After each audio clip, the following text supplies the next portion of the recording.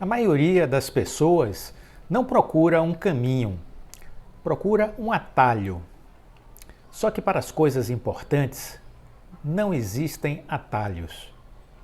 Não há atalho para o casamento, para a aprovação no concurso, para o exercício da profissão, para o conhecimento de Deus. Quem procura atalhos se cansa e não chega a lugar algum. Esta frase é do Samerage. E é uma excelente reflexão. A gente repete aqui sempre que não existem atalhos para a riqueza. Tudo é longo prazo. Mas as pessoas insistem em procurar caminhos fáceis. Paciência, não chegarão a lugar algum. Vida que segue. Bem-vindo ao canal Viver de Renda. Se inscreva no canal, deixe seu like, compartilhe com os amigos, nos acompanhe no Instagram Viver de Renda Canal, no nosso outro canal aqui no YouTube, Café com Ações. Mais uma frase para a reflexão do Samerage. É gentil abrir a porta do carro para a mulher, mas ainda é mais gentil ajudá-la a abrir as portas que desejar ou vibrar quando ela sozinha abrir outras portas, mesmo que maiores do que as suas. Ser feliz como uma mulher exige não ter medo de vê-la crescer. Uma frase maravilhosa, né? A gente precisa entender que o lugar da mulher é onde ela quiser. E precisamos ficar felizes com as conquistas e os resultados que elas alcançam. É isso que é importante. Muito bem, na semana que passou, antes do Carnaval, a Redditor comprou a Sul América numa operação aparentemente surpreendente, para a grande maioria das pessoas, obviamente, e foi uma operação bilionária, né? A Sul América Saúde, né? A Sul América, ela foi avaliada em 15 bilhões de reais e um negócio que envolveu troca de ações, não envolveu dinheiro. Os controladores do plano de saúde vão ficar com 13,5% do capital social da Redditor. Palco de intensas movimentações nos últimos anos entre grandes empresas, o mercado brasileiro de saúde está no centro agora de um acordo envolvendo dois gigantes deste segmento, a Redditor e a Sul América. Elas anunciaram o acordo para a combinação dos seus negócios por meio de uma transação que envolve a unificação de suas bases acionárias. Pelos termos do acordo, o negócio será realizado na prática por meio da incorporação da Sul América pela Redditor. Uma vez que essa etapa for aprovada, os acionistas da operadora de plano de saúde migrarão para a base acionária do grupo hospitalar.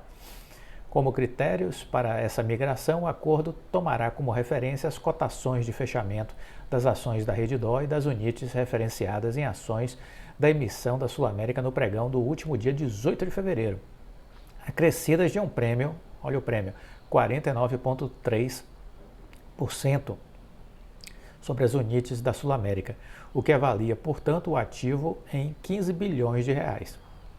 Assim como os resultados da incorporação e após a operação ser concluída, os acionistas da operadora receberão um volume de novas ações ordinárias da Redditor, equivalentes a uma participação de 13,5% do capital social da empresa.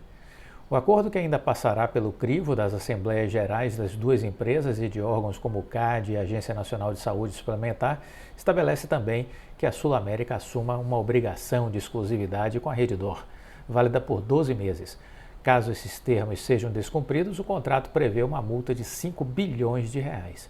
Os acionistas controladores da operadora de plano de saúde assumiram um compromisso semelhante com a Redditor pelo prazo de 18 meses, que envolve uma multa de 2 bilhões de reais caso seja descumprida a obrigação de votarem contrariamente a qualquer proposta concorrente que eventualmente seja apresentada na Assembleia Geral da Sul América.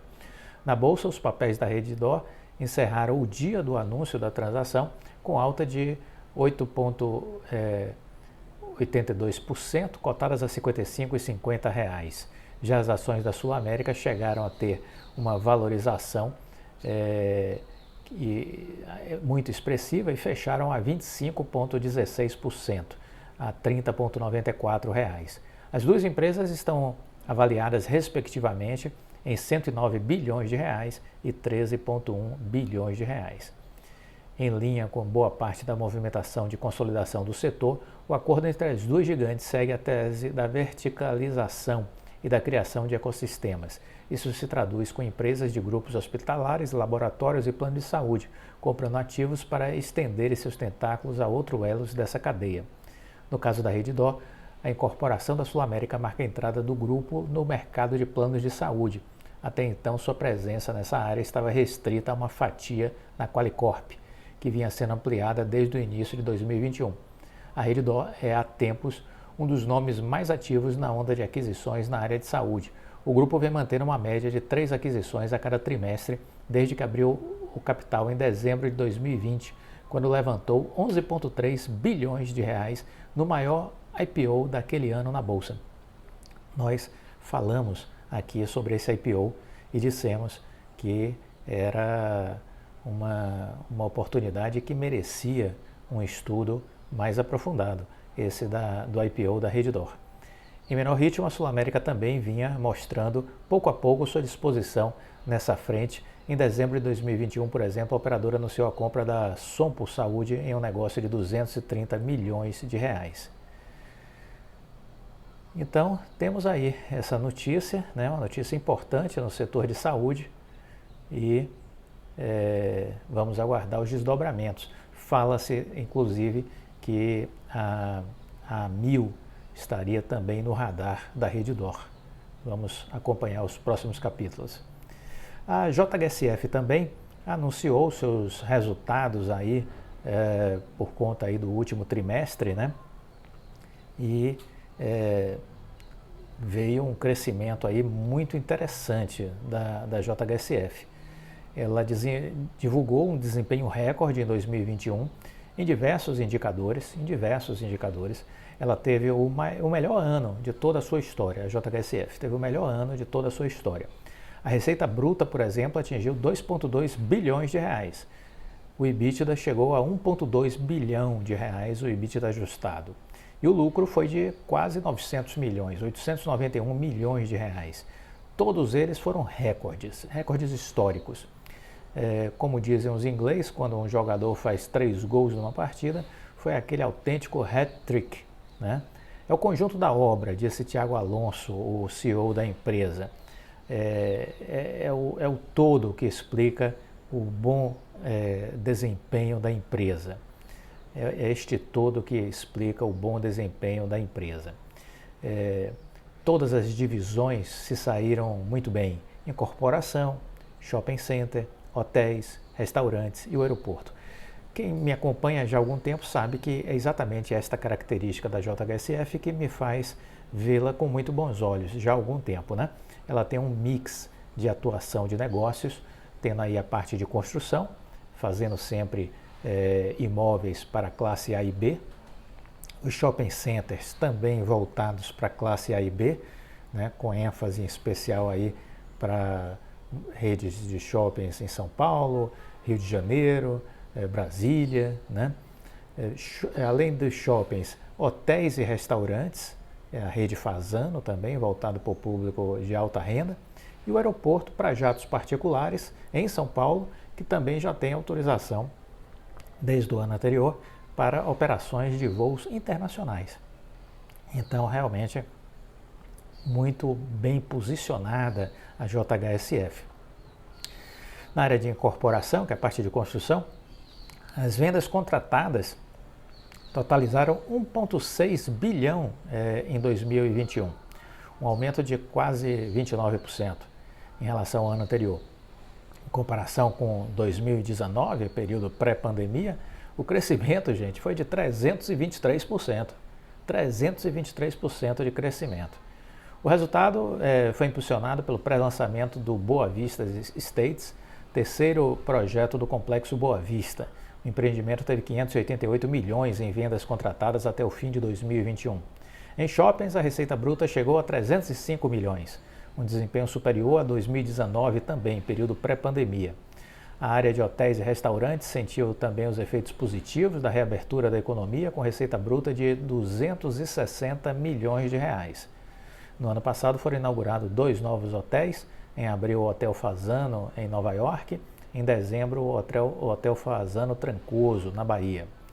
E este ano já foi inaugurado o restaurante Fasano, lá em Nova York, na infraestrutura, né, do hotel, que fica na Quinta Avenida, né, coração aí de Nova York, né, área nobre de Nova York. Por fim, o São Paulo Catarina Aeroporto Executivo Internacional contribuiu com uma receita bruta de 43 milhões, o que é um resultado ainda muito tímido, né? No quarto trimestre ele contava com 72 aeronaves. Trabalhamos com um público de alta renda e quando tem crise ele preserva a sua capacidade de consumo, disse o CEO da JHSF. Em 2022, um dos focos é a internacionalização da JHSF. Nessa semana a companhia já inaugurou, né? Nessa semana que passou, já inaugurou o restaurante Fazano em Nova York e Miami vai receber também um hotel da marca. Estamos claramente em uma estratégia de ampliar rotas de crescimento para a empresa, olhando o mercado internacional. Em 2021, as ações da JHSF até aqui vêm performando bem, né? A companhia tem um valor de mercado atual de 3,8 bilhões de reais na bolsa. Então, estão aí os resultados da JHSF, ok? Para entrar aqui já na metade para a parte final do vídeo, eu quero aproveitar para deixar um lembrete. Hoje, dia 3, temos a nossa live às 19 horas. Se agende. Nosso convidado Rodrigo Fernandes, médico cirurgião, especialista em endometriose, esteve participando da Expo Dubai. Vai nos trazer informações atualizadas sobre tecnologia, negócios. Ele fez também uma cirurgia ao vivo no hospital de Dubai, transmitido para diversos países do mundo. Ele vai falar sobre a tecnologia, a importância dela para a medicina, a robótica, as cirurgias à distância, como vai andar tudo isso dentro dessa modernidade que bate a nossa porta. Em especial, vamos falar também sobre a fibra ótica, o 5G, a Oi, como tudo isso faz sentido para essa revolução na medicina que já está em curso nos países desenvolvidos, né? Então, 19 horas de hoje, nosso bate-papo com o Rodrigo Fernandes. Muito bem, quero falar também sobre a situação econômica do Brasil. O presidente, o CEO, né, do Conselho de Administração do BTG, ele sócio majoritário aí do BTG, o André Esteves, ele disse que a forma como ele enxerga hoje o Brasil é um copo meio cheio. Ele não está pessimista com relação ao Brasil. Olhando o contexto macroeconômico local, global, com seus desafios, um cenário político ainda com muitos ruídos, né? As eleições no final do ano, mas André Esteves, sócio sênior e chairman do BTG Pactual, um dos principais nomes do mercado financeiro brasileiro e internacional também, vem defendendo que enxerga um horizonte mais positivo para o Brasil. Essa foi a visão que ele passou na quarta-feira, 23 de fevereiro, no evento que o BTG Pactual realizou, que foi o CEO Conference, e que teve como ponto de partida justamente as expectativas em relação às eleições. Ele disse assim: podemos olhar a vizinhança, a Argentina, e entender claramente o que não funciona. Seria um erro grosseiro insistir nessa direção. Por outro lado, eras de cavalo de pau institucionais ou qualquer coisa nesse sentido estão fadadas ao fracasso e a serem taxadas como aventura. Há muita fumaça no espelho e temos que entender que esses movimentos retóricos que são dados em meio a um processo eleitoral fazem parte do jogo político. Prefiro olhar o copo meio cheio dos dois candidatos que hoje lideram as pesquisas. Sob essa ótica, ele recorreu a passagens e ao histórico da dupla. No caso de Bolsonaro, André Esteves ressaltou que, apesar das confusões e declarações inapropriadas, o governo Bolsonaro evoluiu na agenda reformista de forma razoavelmente funcional e tem bons nomes em seu quadro de ministros. Em relação a Lula, o banqueiro citou o primeiro mandato do ex-presidente, que teria contrariado as expectativas pouco otimistas do empresariado, do establishment e da mídia. Quando ele se sentou na cadeira, o que vimos foi um Lula totalmente palatável, que fez um ótimo primeiro governo, destacou André Esteves. O mesmo viés, mais positivo, sem deixar de frisar eventuais erros de abordagem, foi adotado em outro tema diretamente ligado à eleição. a necessidade de, seja qual for o presidente eleito, negociar para ter uma base sólida no Congresso, especialmente com o poder crescente dos políticos do chamado centrão. Em geral, o establishment vê com certa distância e até pouco desprezo esse centro brasileiro, mas foi essa geleia política que nos últimos anos, na hora H, nos manteve republicanos. Então, com boas propostas e uma capacidade adequada de articulação, você consegue aprovar o que precisa. Nesse sentido, apesar das dificuldades, ele destacou exemplos recentes como as aprovações da atuação independente do Banco Central após 20 anos de debate e o marco regulatório do saneamento. Esse olhar também se estende à relação entre os poderes executivo e judiciário, marcada por uma série de conflitos recentes, mesmo destacando que cada um desses atores invadiu aqui e ali essas e outras esferas. Esteves enxerga esse cenário de aparente instabilidade de maneira construtiva. O Legislativo e o Judiciário ganharam mais independência de lá para cá. É claro que é preciso respeitar os limites, ficar cada um no seu quadrado, mas houve uma evolução e eu prefiro esse modelo atual. Ao mesmo tempo, André Esteves entende que o Brasil e outras economias emergentes podem se beneficiar do fato de terem adotado medidas como o aumento de taxa de juros para combater a inflação. Somos treinados em inflação, nos mexemos rápido e estamos na frente de todos os bancos centrais do mundo. Minha impressão é que nos Estados Unidos, os 15 anos de taxa de juros zero e inflação baixa desprepararam uma geração inteira de economistas, traders e gestores de portfólio. O dinheiro fluiu muito para esses grandes segmentos emergentes, que é o mercado tech americano, citando na sequência a derrocada de algumas ações deste setor. Essa correção está no terceiro round, ainda temos uns 10 rounds pela frente. O setor deve apanhar um pouco mais, obviamente não todas as empresas, mas algumas sem dúvida. O Brasil tem valor nesse contexto, pois tem boas companhias com múltiplos relativamente baixos e uma taxa de juros que hoje é um diferencial. Então o país entrou de novo no radar dos estrangeiros. Então está aí a avaliação do André Esteves sobre a economia brasileira, sua resiliência e a questão das eleições, que muita gente fica preocupada e é bom a gente ouvir um banqueiro de grande porte, vamos dizer assim, experiente em Brasil e experiente em eleições, né? Não está vendo problema em nenhum dos dois candidatos que estão aí à frente das pesquisas, seja ele Bolsonaro, seja ele Lula. O André Esteves está tranquilo. E me parece que esse é o novo normal do mercado financeiro, tranquilo, inclusive com o Lula, porque o presidente do Banco Central, o Roberto Campos Neto, recentemente declarou isso, que uma eventual passagem de bastão para um governo Lula não parece mais trazer estresse ao mercado financeiro brasileiro pelo nível das conversas que ele tem tido com os operadores, os grandes bancos nacionais e internacionais e os grandes investidores. Declaração do Roberto Campos Neto. Bom, na semana que passou também, a ação da Oi,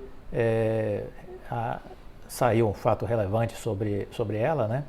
Que ela vai poder continuar sem fazer nenhuma medida visando o agrupamento até sair da recuperação judicial, né?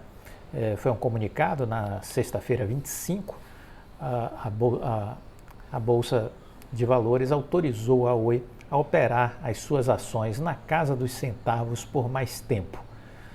Os papéis andam aí nessa casa dos 80 centavos, né?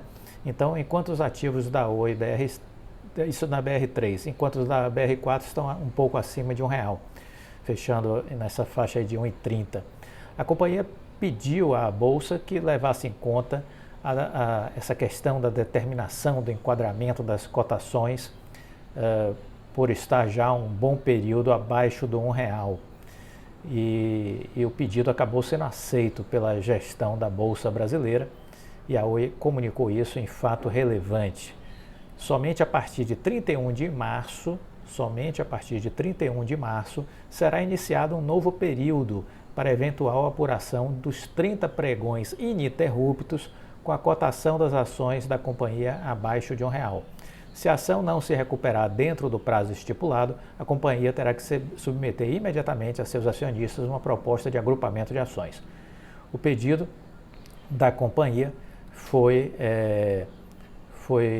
submetido, né, e aprovado pela Bolsa de Valores, e o fundamento foi evitar qualquer prejuízo aos stakeholders, tendo em vista a proximidade da conclusão de suas importantes operações, que é a venda do imóvel e a alienação de parte do capital social da Vital, que são vistos como importantes catalisadores para as ações, bem como a saída da própria recuperação judicial agendada para 31 de março. Né? Então, justamente por isso, a Bolsa acabou concordando com a reivindicação da Oi e, a partir de 31 de março, tem 30 dias para uma tomada de decisão, conforme for o comportamento das ações da Oi, finda a recuperação judicial. Né? A Bolsa, vale lembrar, que ela estabelece que uma ação não pode ficar mais do que 30 pregões cotadas abaixo de R$1, sendo notificada para que então apresente um plano de adequação de preço. Né? Então vamos aguardar, mas é uma notícia que dá um tempo a mais para esperarmos que impacto teremos esses eventos que estão conduzindo a Oi para a saída da recuperação judicial. Se agende hoje, às 19 horas, nossa live com Rodrigo Fernandes. Não perca, uma conversa super atual, super importante. Você tenho certeza que vai gostar muito. Gostou do vídeo? Deixa o like, compartilhe com os amigos. Fique com Deus e até a próxima. Tchau.